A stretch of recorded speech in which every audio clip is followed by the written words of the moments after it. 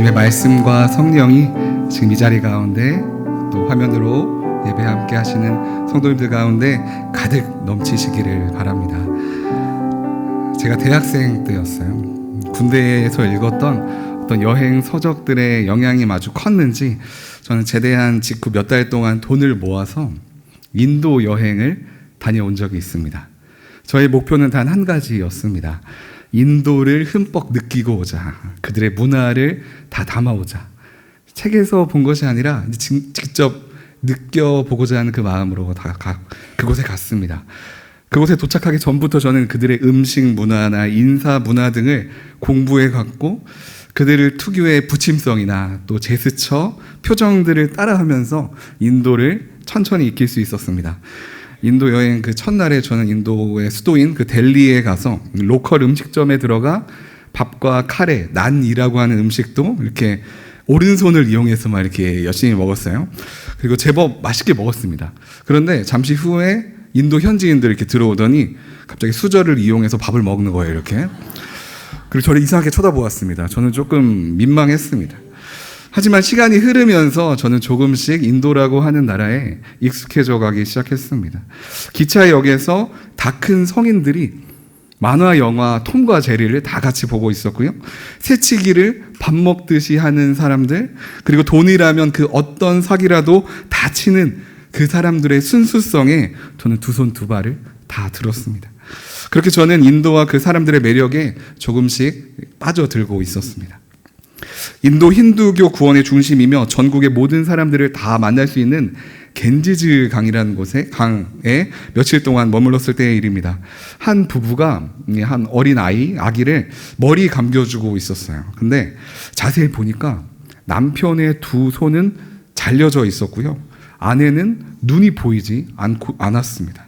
그래서 남편이 말하는 대로 아내가 이렇게 막 아이 머리를 이렇게 씻겨주는데 제대로 못 씻겨주는 아내에게 남편은 계속 짜증을 냈고 아기의 몸에는 아내의 손톱으로 난 상처들이 많이 있었습니다.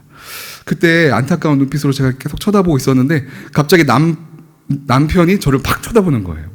저는 이렇게 당황을 했죠. 순간적으로 당황했지만 저는 그곳에서 익혔던 그 특유의 인사법으로 고개를 이렇게 까닥하는 이런 인사를 건넸고, 그러니까 그쪽도 저를 이렇게 인사를 하면서 일로 오라고 하는 거예요. 그래서 인도 특유의 부침성으로 저에게 인도 영어로 막 말을 건넸습니다.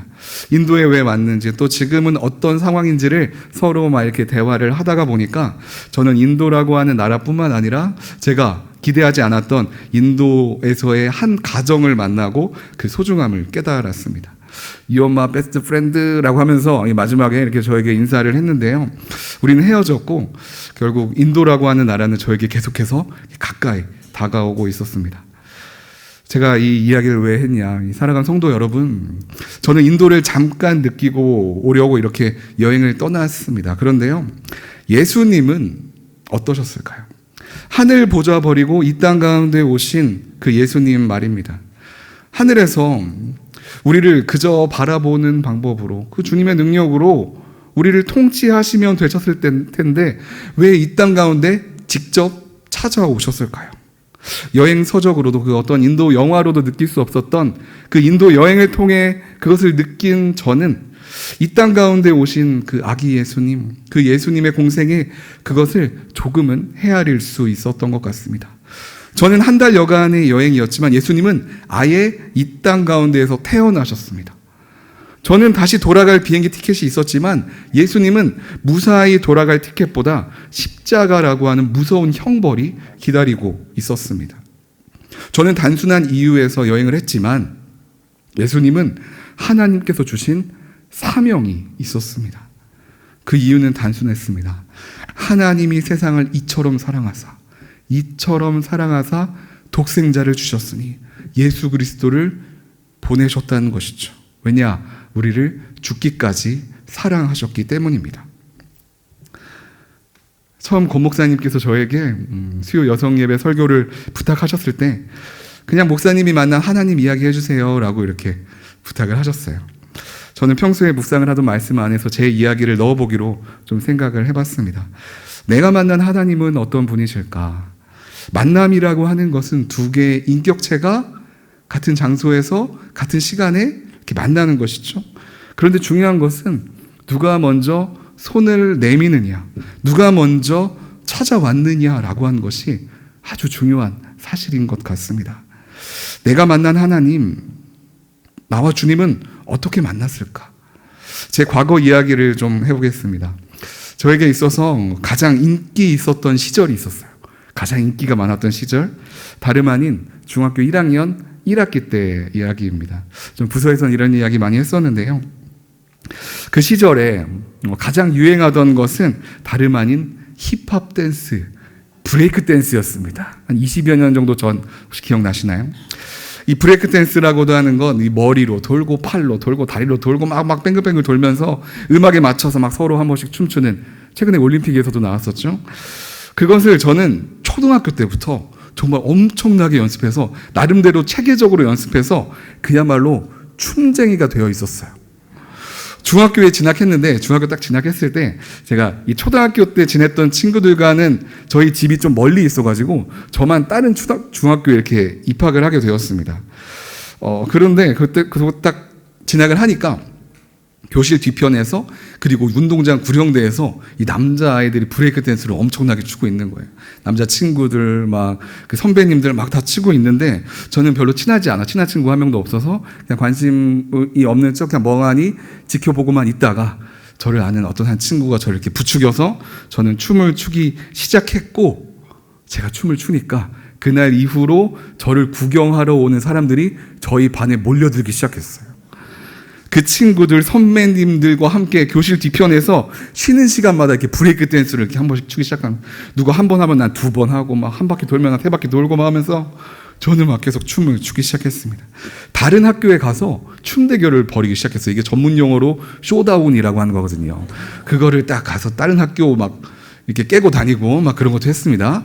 이게 유행이었어요. 핸드폰이 없었지만 집에 가도 자꾸 저를 찾는 집 전화가 울렸고, 이 체감으로는 제가 연예인의 삶을 살고 있는 것 같은 그런 느낌이었어요. 친구들이 정말 엄청나게 많이 생겼고요. 저는 그중에서 잘 나가는 친구들과만 다녔어요. 저는 그중에서 그냥 춤 제일 잘 추는 아이였습니다. 그런데 그러던 어느 날 1학년 1학기였어요. 아직도 1학년 1학기 막바지 때쯤, 기말고사 때쯤이죠. 이제 사건이 터집니다. 저는 여느 때와 같이 교실 뒤편에서 저의 장기인 손 안 짚고 앞돌기 브레이크 댄스를 딱 시전하려고 하는데 저도 모르게 중간에 팔을 살짝 짚어버렸어요. 그리고 몸을 완전히 이렇게 돌려버리게 됩니다. 그러면서 팔꿈치가 360도 완전히 돌아가면서 제 팔은 완전히 부러지게 되었어요. 완전 부러지게, 그냥 달랑달랑 거릴 정도로 완전히 팔이 부러져서 제가 죄송해요. 너무 지금 직설적으로 표현했네요. 그렇게 돼서 저는 병원에 바로 실려갔고, 바로 실려간 그 다음날 바로 수술할 때까지 저는 지옥과도 같은 하룻밤을 지냈습니다. 이렇게 죽는구나, 안녕 이러면서 저는 정말 하룻밤을 지냈어요. 그런데 수술을 하고 나서 철심을 받고 다행히 이제 몇 달 동안 저는 방학 기간이어서 병원 신세를 지게 된 이후 이제 기부스를 풀 때쯤 이제 개학을 하게 되었습니다. 그런데요, 트라우마가 생겼어요. 춤을 못 추게 되었습니다. 흉내도 못 낼 정도로 이 두려움이 생겼습니다. 춤을 못 추게 되자 같이 춤추던 친구들과도 멀어졌죠. 그리고 이 친하던 친구들과도 이게 많이 어색해졌어요. 그렇다고 저는 아무나 친구를 사귀지도 않았어요. 저는 제가 저를 왕따 시키고 있었어요. 자존심이 높아있던 저는 춤을 못 추게 되자 완전히 무너진 탑을 그냥 멍하니 지켜만 보고 있는 것 같은 그런 무기력한 모습으로 혼자서 몇 달 동안 지냈습니다. 저는 이때 교회를 원래 다니지 않고 있었어요. 그냥 혼자였습니다. 저의 체감으로는, 이 성경적인 언어로는 그야말로 사망의 음침한 골짜기였어요. 그러나 저는 이렇게 고백할 수 있습니다. 사망의 음침한 골짜기로 다닐지라도 해를 두려워하지 않을 것은 주께서 나와 함께 하심이라. 주께서 나와 함께 하심이라.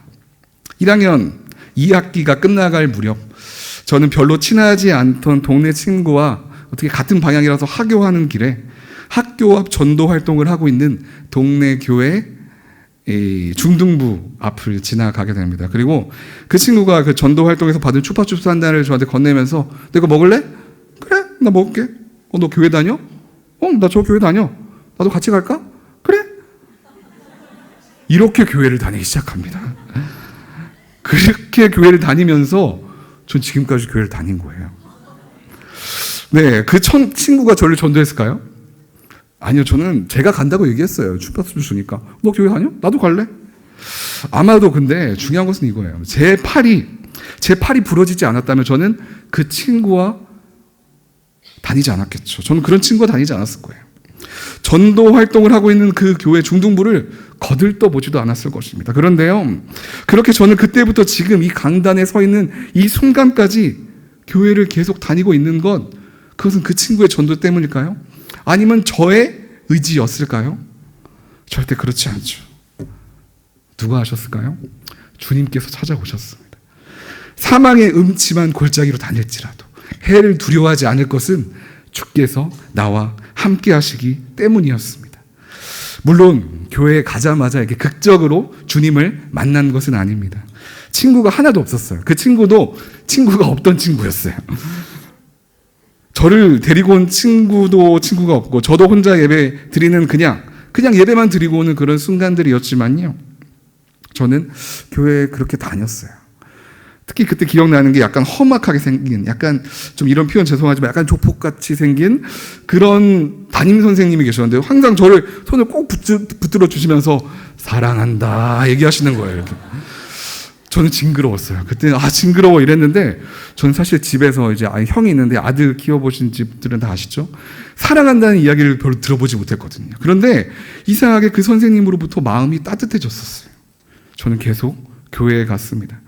그리고 지금은 고백할 수 있죠. 주님께서 저를 찾아오셨습니다. 아니, 더욱 적극적으로 주님은 저를 인도하셨어요.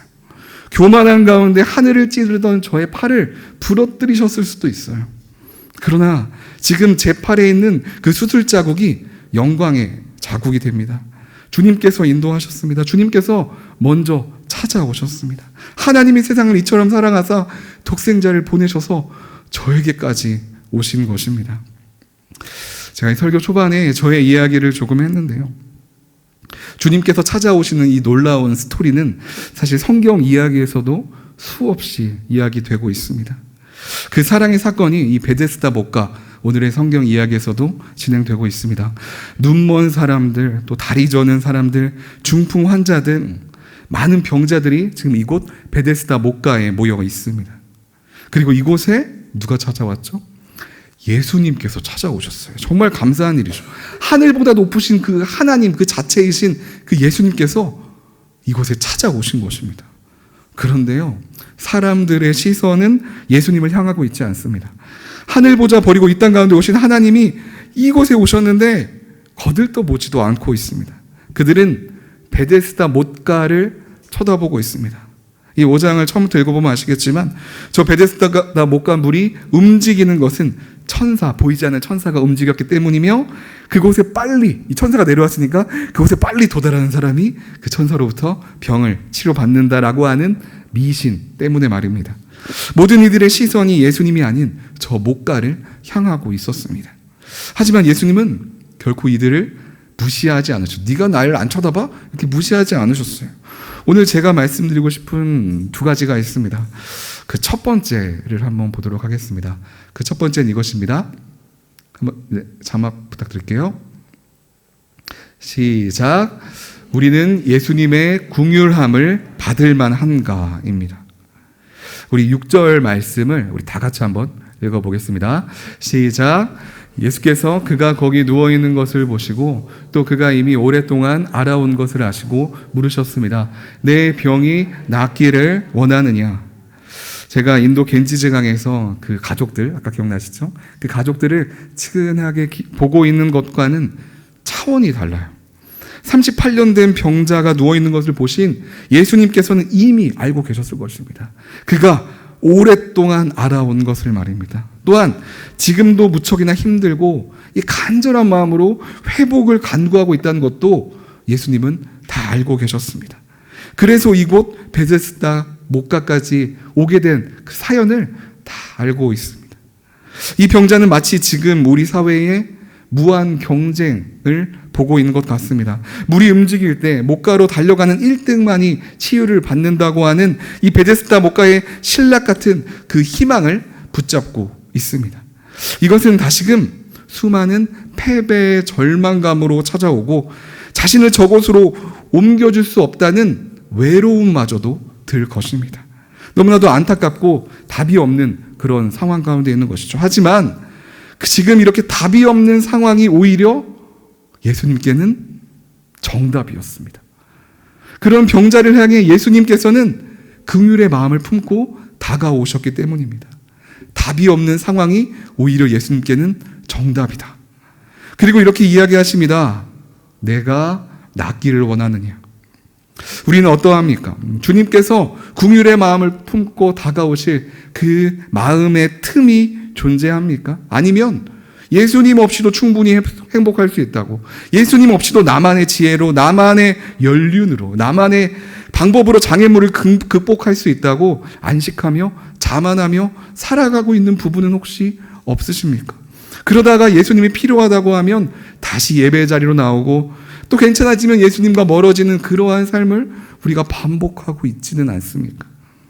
창조주 하나님을 바라본다면 우리가 이 세상에서 얼마나 작은지, 우리가 얼마나 연약한 존재인지 우리는 알 수 있습니다.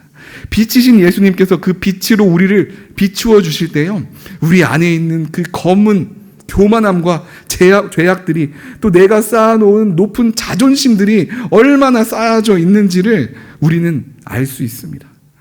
우리는 주님의 긍휼함이 필요합니다. 주님이 아닌 다른 것으로 안식을 취하고 있다면요, 그것은 주님의 긍휼을 피하고 있는 것입니다. 주님 저리 가세요 라고 말하고 있는 것입니다. 예수님께서는 이 공생애를 시작하시며 산 위에 올라가 긴 설교를 하셨죠. 이게 유명한 산상수훈이라고 하는 마태복음 5장의 말씀입니다. 그리고 그 설교의 시작은 바로 이것입니다. 마태복음 5장 3절 말씀, 우리 개역개정으로 한번 읽어보겠습니다. 시작. 심령이 가난한 자는 복이 있나니 천국이 그들의 것이며. 그렇습니다. 심령이 가난한 자는요, 이 마음이 가난하고 힘든 자는 불행한 것이 아니라, 마음이 슬픔으로 힘든 것이 아니라 복이 있다. 왜냐하면 천국이 그들의 것이기 때문이다. 천국은 하나님과 함께 있는 기쁨과 은혜가 넘치는 곳입니다. 그 시작은 바로 우리의 마음이 가난하고 힘들어 주님 나를 불쌍히 여겨주시옵소서 라고 하는 그 생각에서부터 시작이 됩니다. 교실에서 1학년 2학기 때 제가 이 멍하니 춤을 더 이상 못 춰서 그 뒤에서 춤추고 있는 친구들을 제대로 쳐다보지도 못하고 자괴감에 빠져 하루 종일 혼자 있었던 그 저의 모습을 제가 바라보았을 때 참 안타까운 마음이 듭니다. 그런데요, 주님께서 같이 저를 쳐다보고 계셨다는 것이죠. 주님은 춤을 잘 춰서 수많은 사람들에게 몰려 있을 그럴 때, 내가 수많은 사람들에게 얻은 그 인기를 만끽하고 살아갔을 그때조차도 아마 주님께서는 저를 긍휼하게 쳐다보고 계셨을 것입니다. 그 마음의 중심에 주님이 없었기 때문이죠. 주님이 우리 가운데 계시지 않는다면 사실 우리 모두는 다 긍휼한 자입니다. 아무것도 할 수 없는 눈먼 어린 양일 뿐입니다. 목자 되시는 주님이 필요합니다. 그때 우리는 비로소 그 말씀처럼 부족함이 없게 됩니다. 주님의 긍휼함을 바라며 낮은 자의 모습, 겸손한 자로서 살아갑시다. 그리고 결국 네가 낫기를 원하느냐 라고 말씀하시는 그 주님의 음성 앞에 아멘으로 화답하시는 모든 성도님들 되시기를 바랍니다. 우리 두 번째 주목할 점 또한 기억합시다. 우리 두 번째 함께 읽어보겠습니다. 시작. 우리는 예수님을 향하고 있는가입니다. 예수님을 향하고 있는가. 우리 본문 7절 말씀을 우리 함께 읽어보겠습니다. 7절 말씀입니다. 시작. 환자가 대답했습니다. 선생님, 물이 움직일 때 못에 들어가도록 나를 도와주는 사람이 없습니다. 내가 가는 동안 다른 사람들이 나보다 먼저 물속에 들어갑니다. 38년 된 병자는 너무나도 어이없는 대답을 합니다. 능력의 예수님께서 이렇게 바로 앞에 계신데도 말입니다. 마치 그저 지나가는 행인을 대하듯이 자신을 저기까지 옮겨달라고 지금 요구를 하고 있습니다. 하지만 여기서 저는 이 내용상의 해석보다 이 상황의 모습을 이야기하고 싶습니다. 병자는 아무것도 의지할 것이 없습니다. 그러나 그를 긍휼히 여기시는 주님께서 어떻게 해요? 나타나셨죠. 그리고 지금 병자는 예수님을 바라보고 있습니다. 너무나도 미련한 사람과도 같은 미련한 이 어리석은 요구를 하고 있습니다. 그런데 한 가지 분명한 사실이 있습니다. 그는 분명히 예수님을 바라보고요, 또 그를 의지하고 있습니다. 예수님을 바라보고 의지하고 있다. 결국 이 어리석은 가운데 주님께서 일하셨습니다. 복음을 전할 수 있는 기회가 지금 예수님에게 찾아온 것입니다. 어리석어 보이는 이 요구가 어린아이와도 같은 예수님을 향한 이 부탁이 지금 이 38년 된 병자에게 나타나고 있습니다. 아주 당연해 보이지만 오직 예수님만을 바라보고 있는 이 병자는 이 순간 많은 사람들이 하고 있지 못하는 그 정답을 맞춰버리고 만 것입니다. 사랑하는 성도 여러분, 우리가 능력이 있어서 이 예배당에 나오는 것이 아닙니다. 우리는요, 그저 어리석은 고백일지라도 주님의 이름 예수 그리스도 주님을 고백할 때 주님께서 은혜를 베풀어 주십니다. 주님께서 우리의 손을 잡아 주십니다. 주님께서 우리를 고쳐 주십니다. 우리 인생의 뒤를 바라봅시다.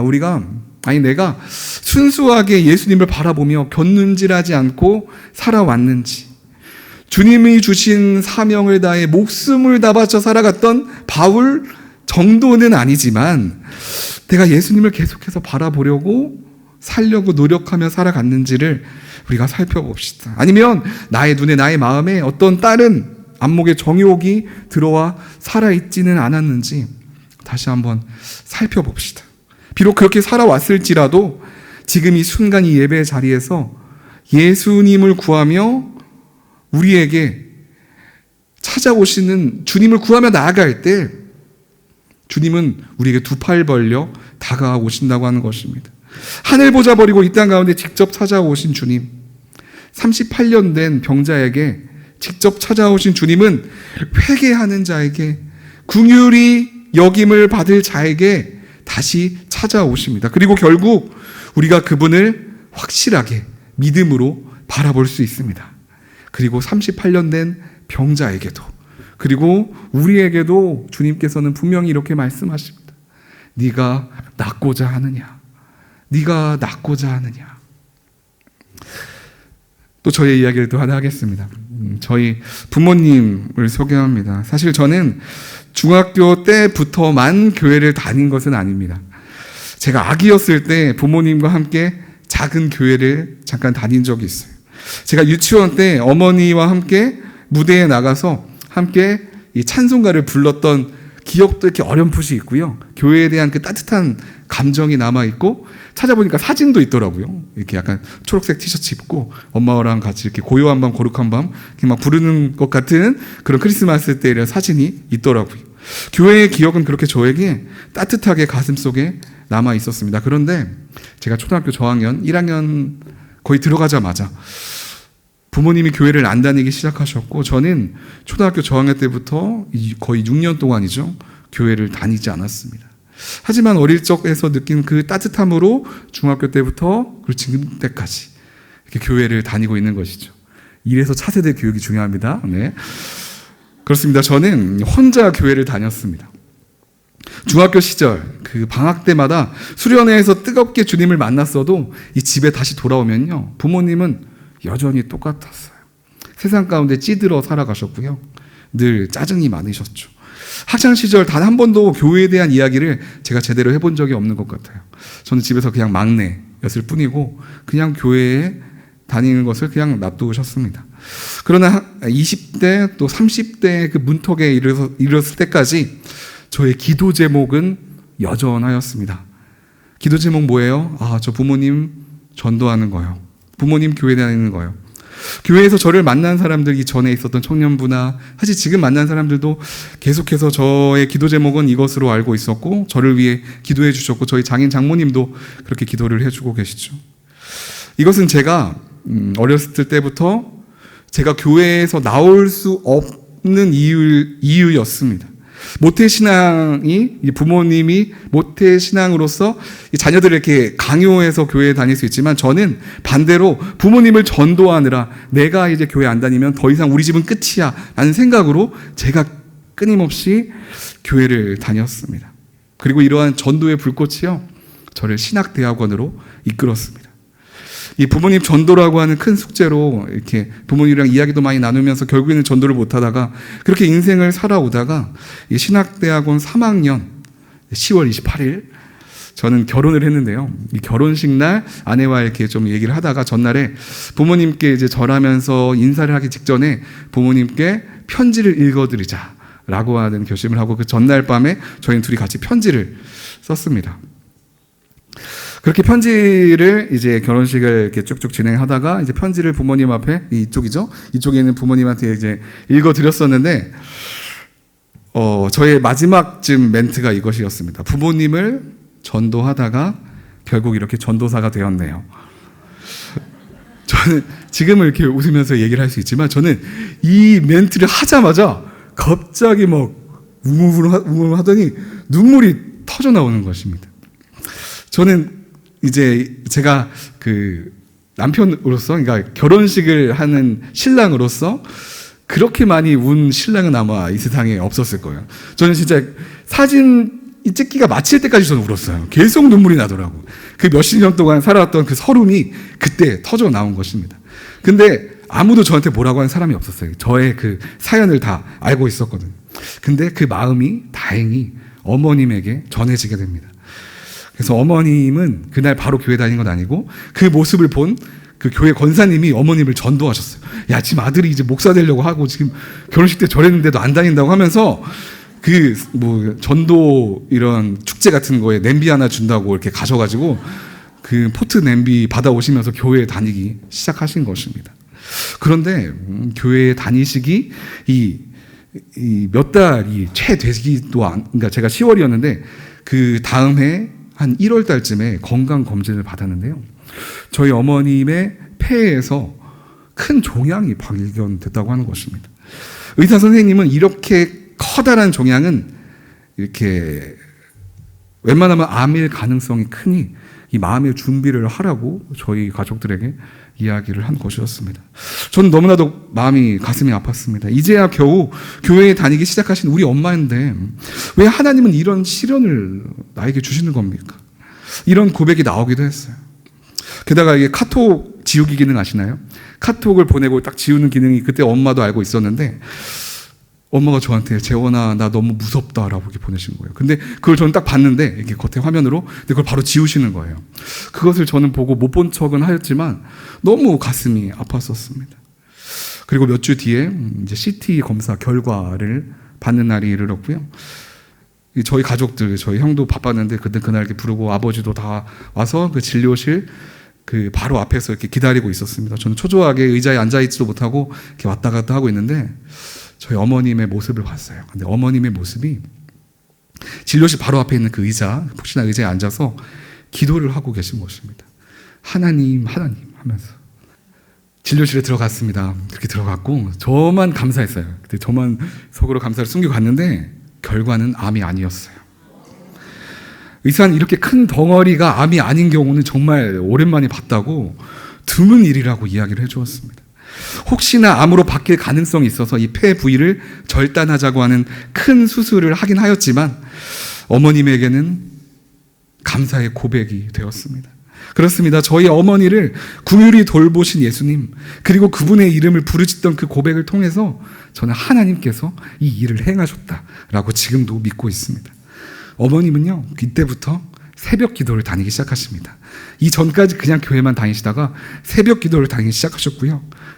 사람이 바뀌었어요. 완전히 사람이 바뀌었고 그 입술에서 사실 저희 아버지를 늘 이렇게 욕하고 막 이렇게 네 아버지 왜 그러냐 이러셨는데 네 아버지 욕하지 마라라고 하는 말을 저에게 하시고요. 예수님 믿으면 이렇게 되는구나라고 하는 것을 제가 보면서 느끼고 있습니다. 그리고 올해 초 어머님은 이제 임기가 얼마 남진 않았지만 권사 임직까지도 받으셨습니다. 사랑하는 성도 여러분, 네, 이렇게 마치면 안 되는데, 네. 주님을 바라보며 이렇게 주님의 전에 나온 우리의 마음을 우리의 중심을 주님은 아십니다. 때론 우리와 함께 계시지 않은 것 같아도요, 38년 된 병자처럼 아무것도 보이지 않는 것 같아도 주님의 때에 주님의 방법으로 주님의 손길로 우리를 고쳐주십니다. 우리의 마음이 이 병들어 있다면 예수 그리스도를 선포할 때 주님께서 우리의 마음을 만져주시고 안아주시고 예배 가운데 기쁨을 회복시켜 주십니다. 몸이 병들어 있다면 주님의 놀라운 치유의 손길로요, 분명히 주님의 때에 우리를 고쳐주십니다. 때로 우리에게 찾아오는 어두운 생각이 있을 수도 있죠. 그 생각들 가운데서도 그 어떤 부정적인 생각들로 가득 차 있을지라도요, 예수 그리스도를 바라보며 천국 소망으로 살아가시기를 바랍니다. 예수 그리스도를 선포하며 앞으로 나아갈 때에 우리의 앞길을 막을 것은 그 어떤 것도 없습니다. 결국 주님께서는 이 38년간 걷지 못하던 자에게 이렇게 말씀하십니다. 우리 8절 말씀을 다 같이 한번 읽어보겠습니다. 큰 소리로 시작. 그러자 일어나 내 자리를 들고 걸어가거라. 아멘. 내 자리를 들어 걸어가거라. 주님께서 명령하시자 그 말씀에는 능력이 있어 그는 걷게 됩니다.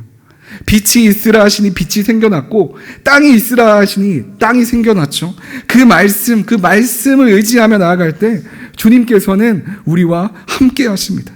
이 말씀 안에서 예수 그리스도 그분이 살아 계십니다. 사랑하는 성도 여러분, 주님을 바라봅시다. 내가 할 수 있는 것은 아무것도 고백할 수 없다며 고백하며 주님만을 의지하며 나아갈 때에 주님께서 우리에게 손을 내밀어 주십니다. 그리고 우리에게 이렇게 말씀하십니다. 네가 낫고자 하느냐? 네 예수님, 네 예수님. 이렇게 믿음으로 고백하며 나아가시는 성도님들 되시기를 바랍니다. 그리고 주님은 말씀하십니다. 네 자리를 들고 걸어가라. 아멘.